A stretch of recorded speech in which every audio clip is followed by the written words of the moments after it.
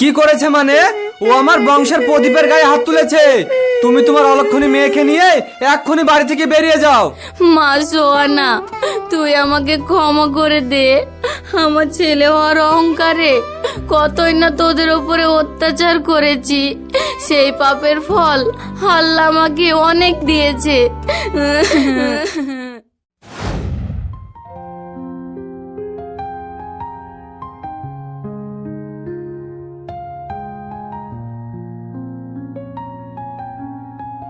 দাদু ভাই,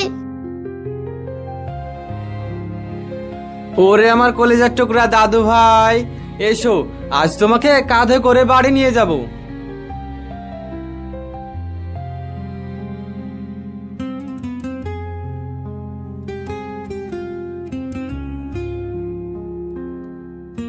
দাদু আমাকেও কাঁধে নাও, আমিও তোমার কাঁধে চড়বো। এই, তুই মেয়ে হয়ে জন্মেছিস, তুই কষ্ট সহ্য করতে শিখ। তুই হেঁটে চল। দাদু, মেয়েদেরকে কাঁধে চড়তে নেই বুঝি? না, চড়তে নেই।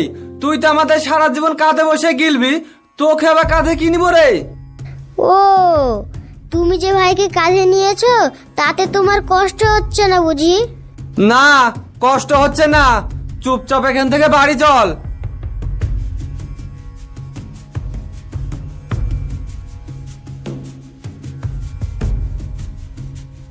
এত রোদে কলিজার টুকরা দাদু ভাইয়ের কষ্ট হচ্ছে, তাই না দাদু ভাই? হ্যাঁ দাদু ভাই, খুব কষ্ট হচ্ছে। এই তো দাদু ভাই, বাড়ি চলে এসেছি, আর কষ্ট হবে না।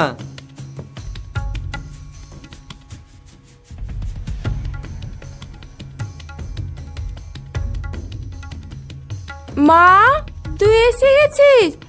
আয়, আমার বুকে আয়। মা, দাদু ভাইকে কাঁধে নিল, আমি কত করে বললাম, তাও আমাকে কাঁধে নিল না। ও, আসলে তোমার ভাই অনেক ছোট তো, তাই ওকে কাঁধে নিয়েছে। মেয়ে হয়ে জন্ম নিচ্ছে, তার আবার শখ কত, সে নাকি কাঁধে চড়ে আসবে। বুবু, তুমি এমন কথা বলছো কেন? মেয়ে হয়ে জন্ম নেওয়াটা কি কোনো অপরাধ? এই চুপ করো তুমি, ও তো ঠিক কথাই বলেছে। মেয়ে হয়ে জন্মিছে, তার আবার কিসের শখ? কিন্তু আব্বা। থাক জবা, তুমি বুড়িকে নিয়ে ভিতরে যাও। মা, তুমি চলো, আমার খুব খিদে পেয়েছে। হ্যাঁ মা, চল খেয়ে নিবি।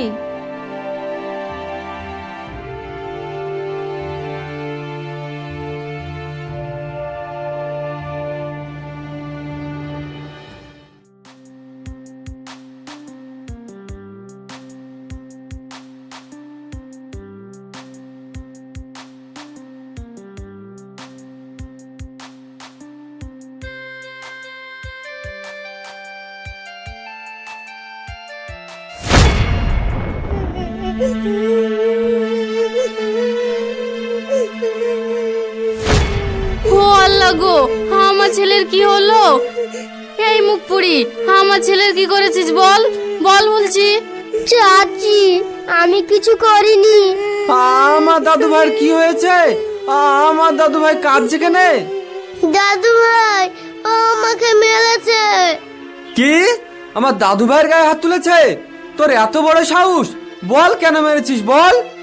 দাদু, আমাকে আর মেরো না, আমার খুব লাগছে। মা, ও মা, কোথায় তুমি? আব্বা, ছাড়েন বলছি। ও কি এমন অন্যায় করেছে তাই যে ওকে ধরে মারছে? কি করেছে মানে? ও আমার বংশের প্রদীপের গায়ে হাত তুলেছে। তুমি তোমার অলক্ষণী মেয়েকে নিয়ে এক্ষুনি বাড়ি থেকে বেরিয়ে যাও। আব্বা, আপনি এই কথা বলতে পারলেন?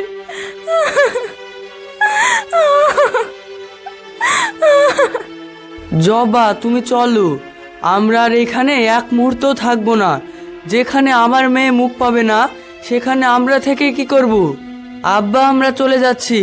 তুমি না হয় তোমার বংশের প্রদীপকে নিয়েই থাকো, আমিও প্রমাণ করে দেব আমার মেয়েও বংশের প্রদীপ। হ্যাঁ হ্যাঁ, যা যা, অমন কত দেখলাম।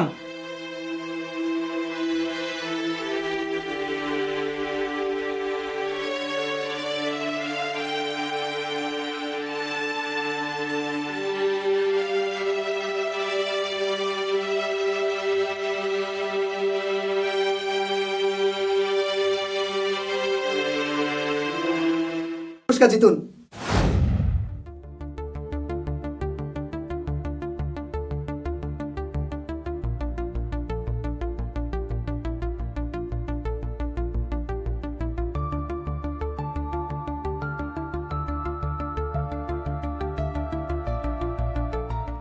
দাদা, এই 5,000 টাকার মিষ্টি দেন তো।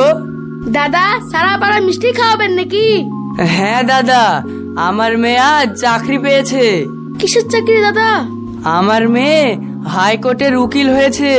হ্যাঁ, এটা তো বিশাল ব্যাপার। হ্যাঁ, তাহলে বলছি কি, দাও দাও, আমার আবার দেরি হয়ে যাচ্ছে। দাদা, আপনি বাড়ি চলে যান, আপনার মিষ্টিগুলো আমি প্যাক করে বাড়িতে দিয়ে আসছি। আসলে আমাদের অনেক অর্ডার আছে তো, একটু সময় তো লাগবে। ও, তাহলে ঠিক আছে, মিষ্টিগুলো সময় মতন বাড়িতে পৌঁছে দিও কিন্তু। ও নিয়ে আপনার কোনো চিন্তা করতে হবে না, আপনি নিশ্চিন্তে বাড়ি চলে যান। এই নাও দাদা টাকা।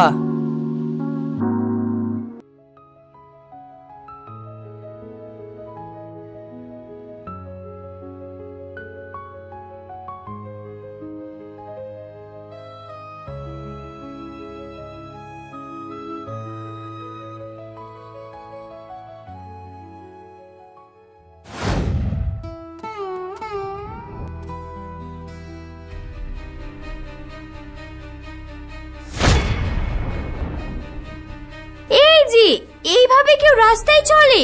জীবনের কোনো দাম নেই বুঝি? না মা, আমরা তো বুড়ো মানুষ, আমাদের জীবনের আবার দাম কি? এই কি চাচি তুমি? কে তোমার চাচি মা? আমি তো তোমাকে ঠিক চিনলাম না। তুমি এইভাবে একা একা রাস্তায় ঘুরে বেড়াচ্ছ কেন? আগে তাই বলো।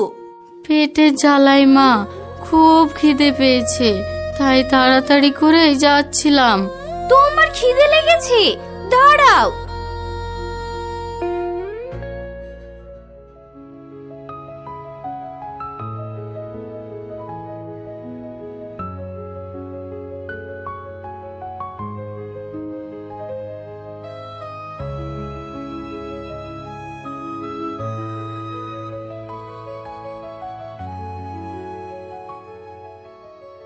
এই নাও চাচি, তুমি খাও।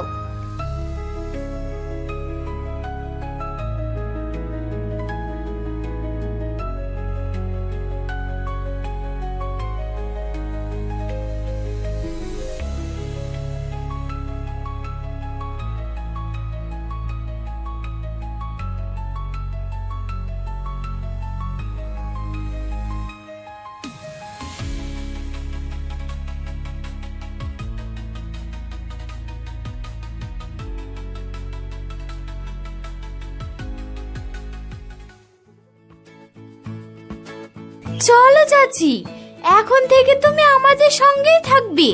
সত্যি বলছো মা? হ্যাঁ হ্যাঁ, একদম সত্যি। চলো গাড়িতে ওঠো।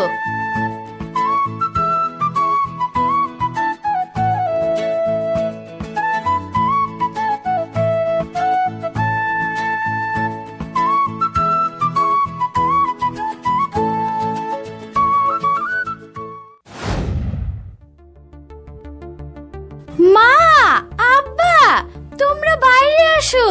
এই দেখো আমি কাকে নিয়ে এসেছি। একবার এসে দেখোই না।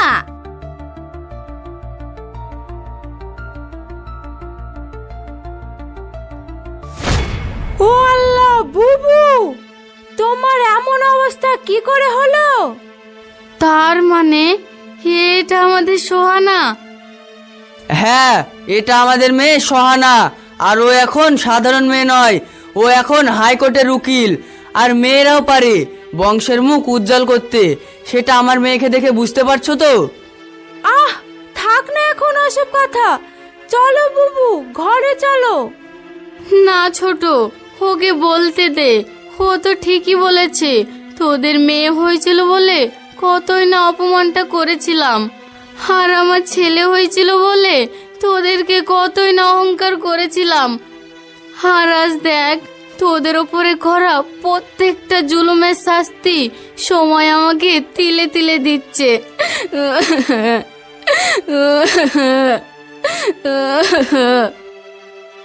চাচি, তুমি কেঁদো না। তোমার কি হয়েছিল? তুমি এই অবস্থায় এইভাবে কেন আজ? শোন তবে সেই দিন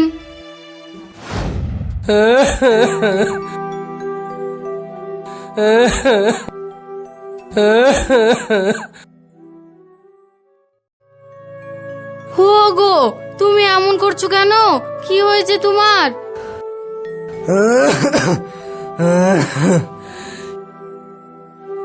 শরীরটা খুব খারাপ করছে গিন্নি, মনে হচ্ছে দমটা শেষ হয়ে আসছে। হো গো, ওই রকম বলো না। তুমি একটু দাঁড়াও, আমি খোকাকে গিয়ে বলি, ও একটা ঠিক ব্যবস্থা করবে। সাদিয়া, তুমি তাড়াতাড়ি এসো।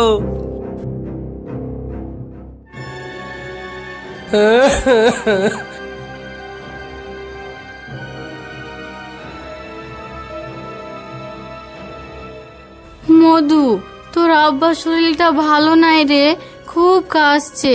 তুই একবার ডাক্তারবাবুকে ডেকে নিয়ে আয় না। মা, আপনি তো দেখতেই পাচ্ছেন অফিসে যাচ্ছে, সকাল সকাল এসে ওর মুডটা খারাপ করে দিলেন তো। বৌমা, এসব তুমি কি বলছো? ও তো ঠিকই বলেছে মা। আর তোমাদেরকেও বলি, এখন সরকারি হাসপাতালে ভালো চিকিৎসা হচ্ছে, তোমরা সেখানে গিয়ে চিকিৎসা করাতেও পারো নাকি? ঠিক আছে বাপ, আমরা তাই যাব। তুই এখন অফিসে যা।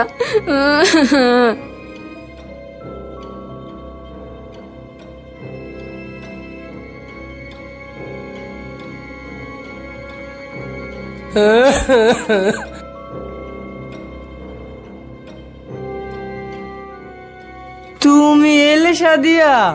ডাক্তারকে ডাকলো খোকা? কি হলো, চুপ কেন বলো?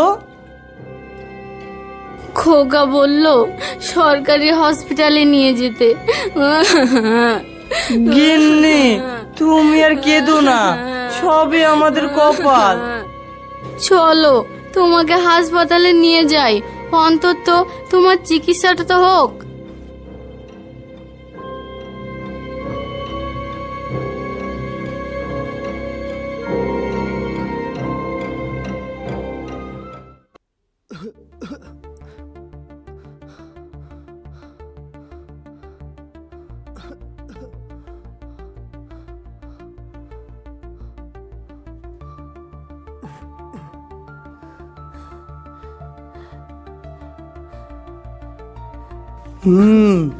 জটিল সমস্যা মনে হচ্ছে তো। আচ্ছা, আমি কিছু টেস্ট লিখে দিচ্ছি, ওগুলো আপনারা পাশের ঘর থেকে করিয়ে আনেন।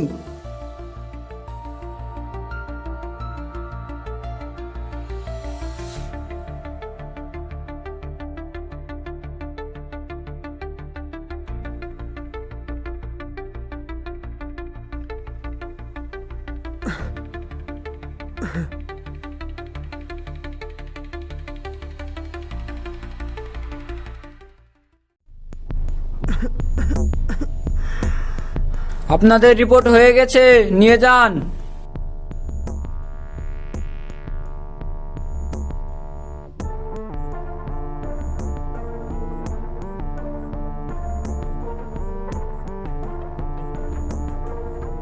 কি গো, কি বললো? এই রিপোর্টগুলো ডাক্তারবাবুকে দেখাতে বললো। চলো ডাক্তারকে রিপোর্টগুলো দেখাই।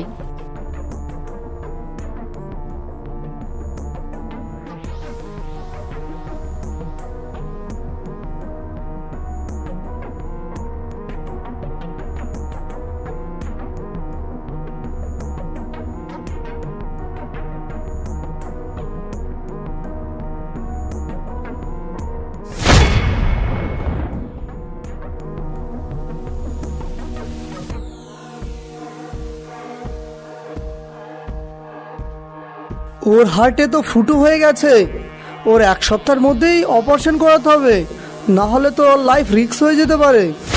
কি? না না ডাক্তার বাবু, আপনি একটু রিপোর্টগুলো ভালো করে দেখুন না।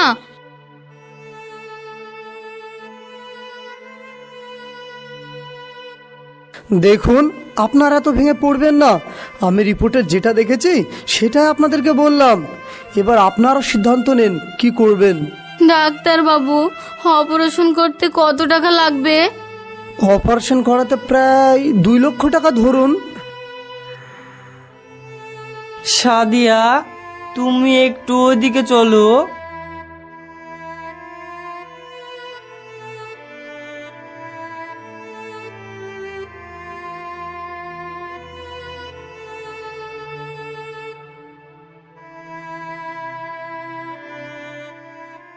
গিন্নি, আমি আবার কদিনই বা বাঁচবো? শুধু শুধু এতগুলি টাকা খরচ করে অপারেশন করার কোনো দরকার নেই।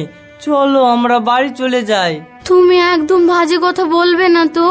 আমি বাবুকে গিয়ে বলি, ও ঠিকই কিছু একটা ব্যবস্থা করে দিবে।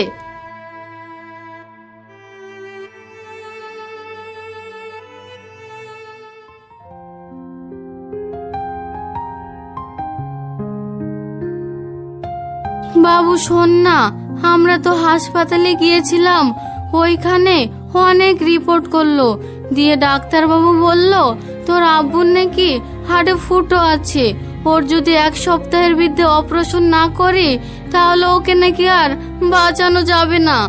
তুই কি কিছু টাকা দিবি বাপ? কত টাকা? 2 লাখ টাকার মতো লাগবে বলেছে। কি? অতগুলো টাকা? অতগুলো টাকা আমি কোথায় পাবো? তুমি কি মনে করো আমি মাসে মাসে লাখ লাখ টাকা ইনকাম পাই? তাছাড়া আব্বা তো বুড়ো হয়ে গেছে, আর কদিন বে বাঁচবে? তুমি অতগুলো টাকা খরচ করবে বা কেন?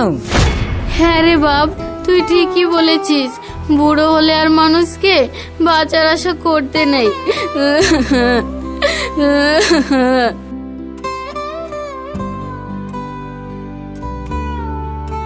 কি গো খোকা, কি বললো?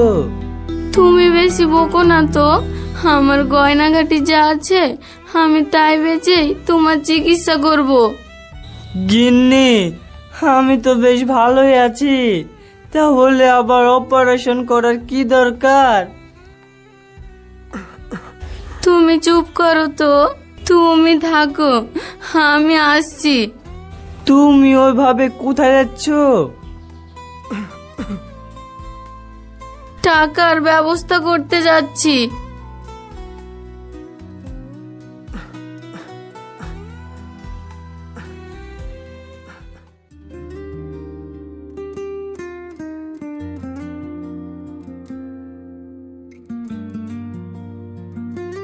ওয়াও, আংটিটা তো খুব সুন্দর হয়েছে। আই লাভ ইউ জান। বিয়ের পর তোমার প্রথম জন্মদিন পালন করছি, আর আমি কিছু উপহার দেব না তাই কখনো হয়? সত্যি তুমি আমাকে এত ভালোবাসো? হ্যাঁ গো জান পাখি, আমি তোমাকে অনেক ভালোবাসি।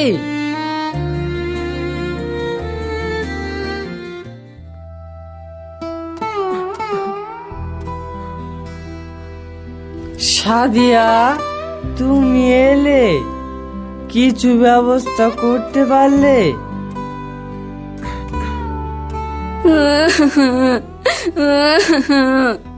গয়নাগুলো বেচে মাত্র 80,000 টাকা জোগাড় করতে পেরেছি, জানি না বাকি টাকাগুলো কোথায় পাবো।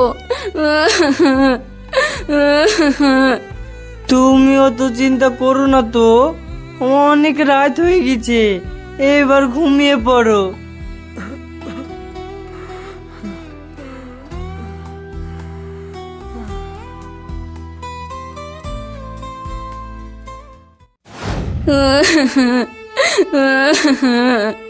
তারপর সকালে উঠে দেখি তোর চাচা আর নাই। আমি কত করে ডাকলাম, ও আর উঠলো না।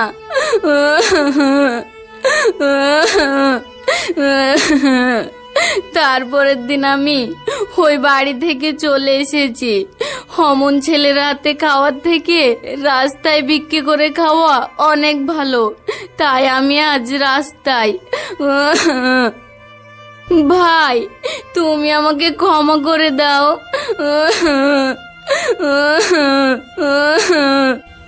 মা সোয়ানা, তুই আমাকে ক্ষমা করে দে। আমার ছেলে হওয়ার অহংকারে কতই না তোদের উপরে অত্যাচার করেছি, সেই পাপের ফল আল্লাহ আমাকে অনেক দিয়েছে। কি চাচি, আমি তো তোমার মেয়ের মতো, কোথায় তুমি আমাকে দোয়া করবে, তা না তুমি আমার কাছে হাত জোড় করছো। আজ আমি বুঝলাম মেয়ে হয়ে জন্ম নেওয়া কোনো অপরাধ না, মেয়ে হওয়া তো আল্লাহর রহমত। আল্লাহ তো যার কপালে মেয়ে রাখেন তার কপাল তো ফিরে যায়। আজ তুই প্রমাণ করে দিয়েছিস ছোট মেয়েরাও বংশের নাম উজ্জ্বল করতে পারে। চলো বুবু, ঘরে চলো, ফ্রেশ হয়ে দুটো কিছু খেয়ে নেবে। হ্যাঁ চাচি, আজ থেকে তুমি এইখানেই থাকবে, আমার বাবা মা যেভাবে থাকে